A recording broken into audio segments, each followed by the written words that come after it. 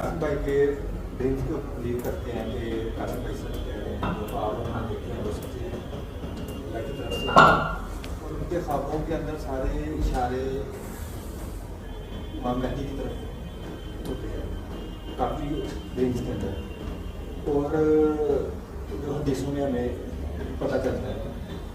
और लेकिन कासिम भाई ने बाकायदा वीडियो बना के हमें कह दिया कि मुझे इमाम महदी मत कहें, तो हम तो एक अजीब से मसले में फंस गए हैं। हदीस में कुछ कह दिए हैं, सीधा इशारा दे रही हैं, और अगर पूरी तरह बिलीव करते हैं तो वजह से हमें ये कासिम भाई कहते हैं कि ये मत कहा जाए, ये तो हम क्या करें। कासिम भाई, आपके सवाल यह है कि साथी आपके ख्वाब पर यकीन करते हैं और ख्वाबों से याद करते हैं, और जो हदीस मुबारका में इशारात हैं कि आप इमाम महदी अलैहिस्सलाम हैं, तो आपने तो वीडियो बनाई और उसका आपने साफ इनकार कर दिया कि जो है मैं किसी बड़ी बात का इज़हार नहीं करता, मुझे ख्वाबों में जो तरबियत दी गई है कि मैं कोई बड़ा गेम नहीं करूँ।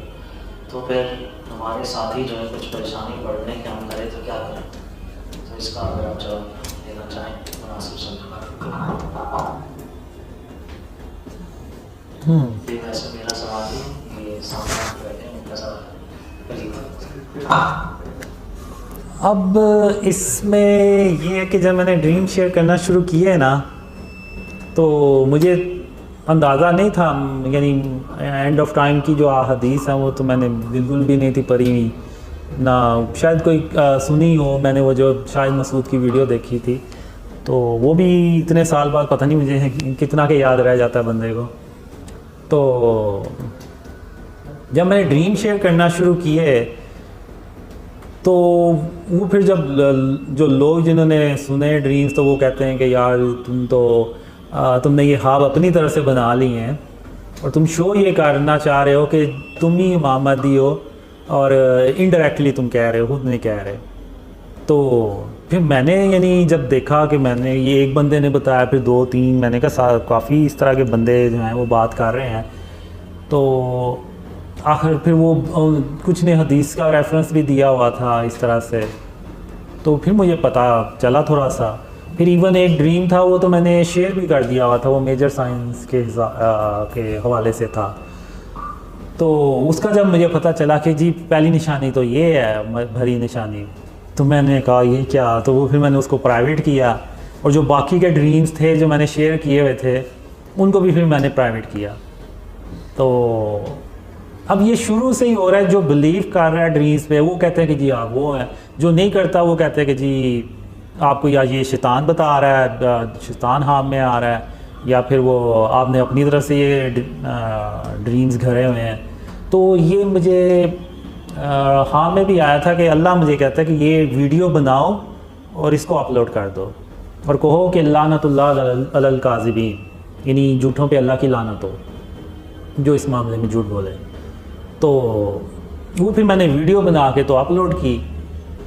तो अब चक्कर मसला ये है कि अब आप लोग बिलीव करते हैं ड्रीम्स का, तो आप उस तरफ चले जाते हैं।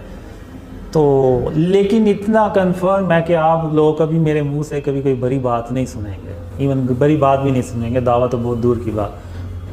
उसकी वजह ये है कि अब आप देखें कि जब मैंने ड्रीम शेयर करना शुरू किए, तो उस वक़्त अल्लाह के सिवा मेरा कोई भी नहीं था, यानी मैंने अल्लाह के भरोसे पे ये ड्रीम शेयर करना शुरू किया। मैंने अल्लाह से कहा कि ये ना हो कि लोग ये कहें कि एक झूठा बंदा आया था और वो अपने ख्वाब शेयर करके चला गया और वो पता नहीं किधर गया वो। तो अब तूने ही इन ख्वाबों को ना सच्चा करके दिखाना है। तो जैसे मैंने पहले भी कहा कि मुझे ज़हन में यही था, कोई 2-4 बंदे ड्रीम पे बिलीव कर लेंगे, बस इससे ज़्यादा नहीं करेंगे। लेकिन फिर अब जब इतने सारे लोगों ने बिलीव करना शुरू कर दिया, ना सिर्फ बिलीव कर रहे हैं बल्कि उनको फैला भी रहे हैं, तो ये अल्लाह की मदद है, इसकी अल्लाह की मदद के बगैर नहीं है। तो अब आप देखें कि अल्लाह मेरी ऐसी मदद कर रहा है, तो मुझे क्या ज़रूरत पड़ी है कोई नौज़ुबिल्लाह दावा करने की या बड़ी बात कहने की। अब मैं 2015 में अकेला था, अब आप देखें आज अल्लाह की मदद से इतने लोग बिलीव कर रहे हैं। تو یہ کسی بھی یعنی دعوے کے بغیر ہیں. کوئی ایون میں نے آپ ویڈیو دیکھ لیں کوئی بڑی بات بھی نہیں میں نے کی. تو اللہ جب میری ایسے مدد کر رہا ہے تو آپ کہہ لیں کہ مجھے کیا ضرورت پڑی ہے پاؤں پہ کلارا مارنے کی.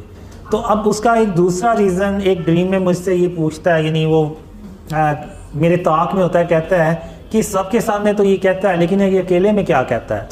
تو وہ نا میرے پیچھے آ رہا ہوتا ہے, اور میں ایک بلڈنگ ہوتی ہے اس کی دوسری منزل پہ ہوتا ہوں, مجھے پتہ چل جاتا ہے کہ یہ میرے پیچھے آ رہا ہے اور اس نیت سے آ رہا ہے.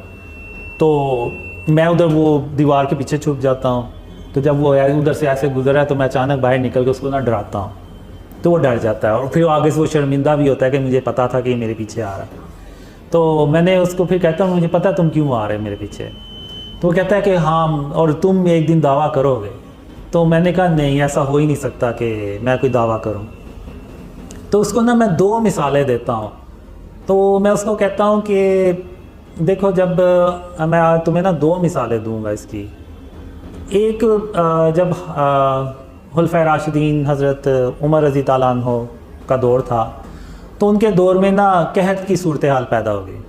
تو انہوں نے شام کے گورنر کو خط لکھا کہ یہاں پہ قحط کی صورتحال پیدا ہو رہی ہے, تو آپ اس سلسلے میں کیا مدد کر سکتے ہیں. تو انہوں نے کہا کہ میں اتنی لمبی لائن لگا دوں گا رزق کی یعنی اونٹوں کی کہ پہلا اونٹ آپ کے پاس ہوگا, آئے پہنچے گا تو آخری اونٹ میری طرف سے چل رہا ہوگا, اتنی لمبی لائن لگا دوں گا. تو حضرت عمر رضی تعالیٰ عنہ خوش ہو گئے. تو اگلے دن ایک آدمی آتا ہے اور وہ کہتا ہے کہ مجھے رات کو خواب آئی ہے, اور خواب میں خاتم النبیین محمد صلی اللہ علیہ وسلم کی زیارت ہوئی ہے. تو انہوں نے مجھے کہا ہے کہ عمر سے جا کے کہہ دو کہ وہ اب ویسا نہیں رہا جیسا وہ پہلے تھا. تو حضرت عمر رضی تعالیٰ عنہ سن کے تو حیران اور پریشان ہو جاتے ہیں کہ آخر ایسی کیا وجہ بنی کہ وہ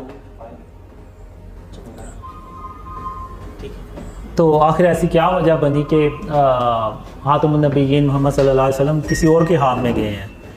تو پھر انہوں نے غور کیا اور کہا کہ ہاں اب میں نے اللہ پہ توکل کرنے کی بجائے شام کے گورنر پہ کی. تو پھر انہوں نے کہا ہم نا نماز پڑھتے ہیں, یعنی بارش کی جو نماز ہوتی ہے وہ. تو ابھی وہ پڑھنے کے لیے میدان میں جا رہے ہیں, پڑھی ہے, اور اس کے بعد جو ہے نا وہ بارش شروع ہو گئی. تو کیوں انہوں نے اللہ پہ توکل کیا. جب ان کا اللہ پہ توکل ہٹا تو وہ ساتھ ہی وہ ڈریم آ گیا ان کا.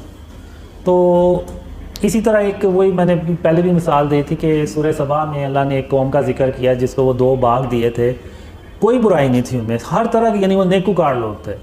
تو انہوں نے بس یہ کہنا شروع کر دیا کہ یہ پھل جو ہے نا یہ ہماری محنت کی وجہ سے آ رہا ہے, نہ کہ کسی اور وجہ سے.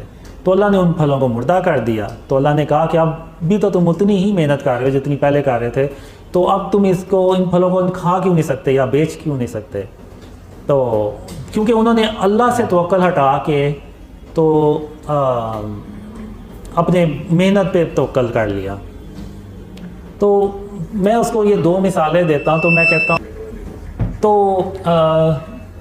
پھر میں کہتا ہوں کہ اب اگر میں کوئی نعوذ باللہ دعویٰ کر دوں تو وہ پھر میرا بھی جو توکل ہے وہ اللہ سے ہٹ کے اس پہ چلا جائے گا کہ چونکہ میں وہ ہوں تو اس لیے اللہ میری مدد کر رہا ہے, چونکہ میں وہ ہوں تو میں نے تو کامیاب ہونا ہی تھا, کیونکہ میں وہ ہوں تو لوگوں نے تو بلیو کرنا ہی تھا. تو یہ میرا اللہ سے توکل ہٹ کے نا تو اس چیز پہ آ جائے گا جو کہ آپ کہہ لیں کہ وہ شرک کے زمرے میں آتا ہے اور جو اللہ کو بھی سخت ناپسند ہے.